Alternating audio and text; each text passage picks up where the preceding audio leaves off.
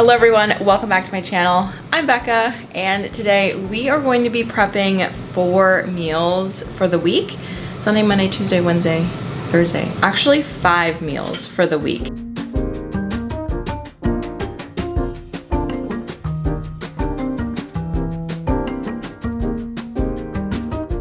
I am trying to give myself a sense of purpose and nutrition and actually cook meals.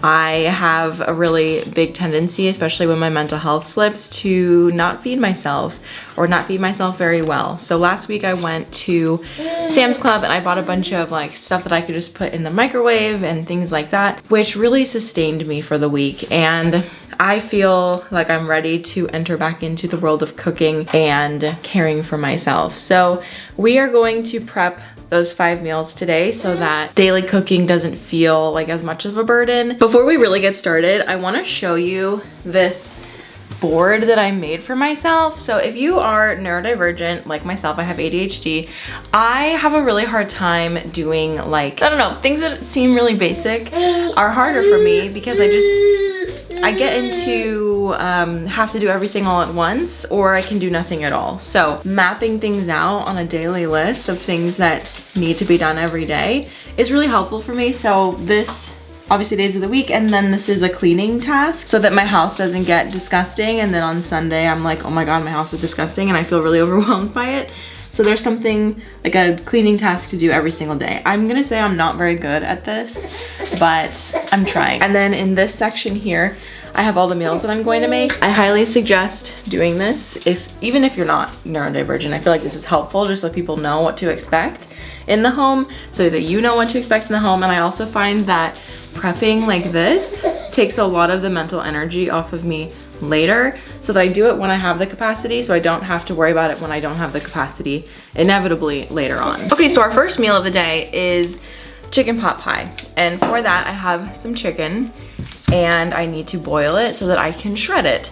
Another thing that you can do to make this way easier on yourself is to just use a rotisserie chicken, but I'm gonna be honest, I don't love the idea of picking through a chicken carcass. I know that I'm eating meat and so I should be okay with it, but it grosses me out a lot of the time. So sometimes I will splurge and get the pre-shredded stuff, but it's very expensive.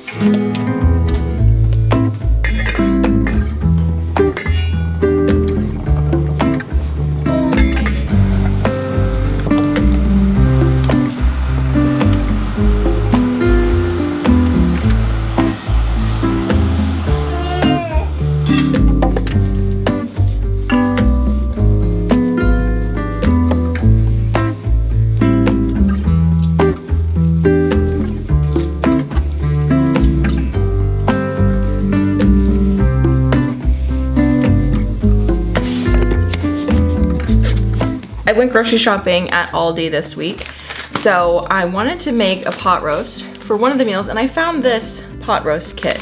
And I don't know how the quality of the food is going to be, but it looks really good, honestly. It looks pretty nice.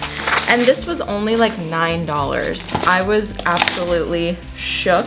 It comes with the meat, and it comes with spices, and then obviously we have the vegetables.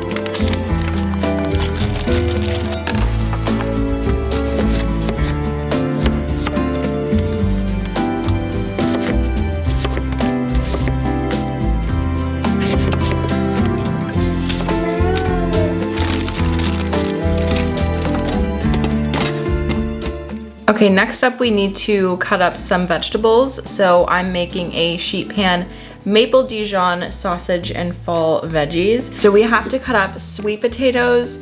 It was supposed to be Brussels sprouts, but the Brussels sprouts at the grocery store, there was only 1 container left and they looked kind of rough. So I did not get those. Oh, I meant to get zucchini instead, but I didn't, I just realized that. Red onion, and then like garlic and all that kind of stuff. So basically I'm going to cut up the onion and the sweet potatoes. And I actually wanted to cut up additional sweet potatoes so that I could make like a puree for Nora so that she could try more food. We have a little back companion now.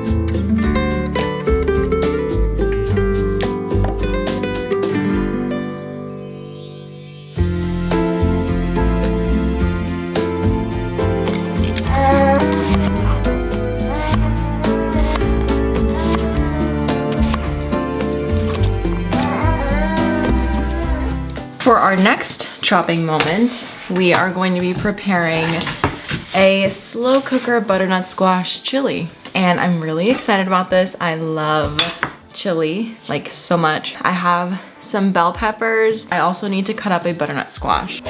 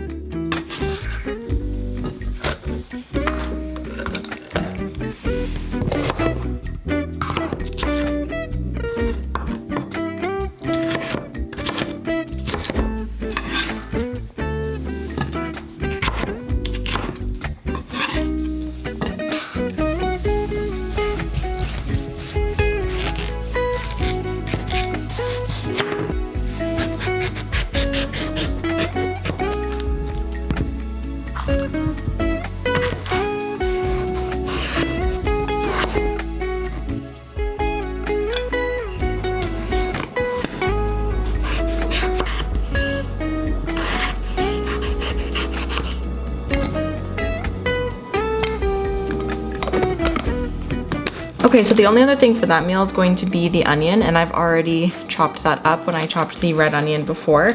You're supposed to use a white onion for that chili, but to be honest with you, I don't really notice much of a difference in the flavor of my food when I use a red onion or a yellow onion or a white onion. Actually, red onions are a little bit different, like the purple ones, so I'll admit that, but I think that it'll still taste fine. Okay, and the last meal that I'm prepping is, I can't believe we're already at the end of my prep, is my steak and vegetables. I got skirt steak, a pound and a half of skirt steak, which I've never made steak at home before, but we had some friends over a couple weeks ago and they made steak in the oven and I was like, that looks cool. So I'm gonna try it. It is served with green beans and potatoes. So I have the green beans. Basically all I have to do for these is chop off the ends because they are this type. They've got the little tips. And then the potatoes, you cut them in half. But I don't know if I should have them now or if that will make them get like dried. So I think I'm actually not gonna do that part yet and just save that for the day of. And you know, I might not even cut them in half. I might just put them in the sheet pan whole. This has actually been kind of lethargic and fun. So maybe I might make this a regular thing. And I also have a sleepy companion behind me. She fell asleep at some point in this process. She was very wiggly and we did some bouncing and then she's asleep.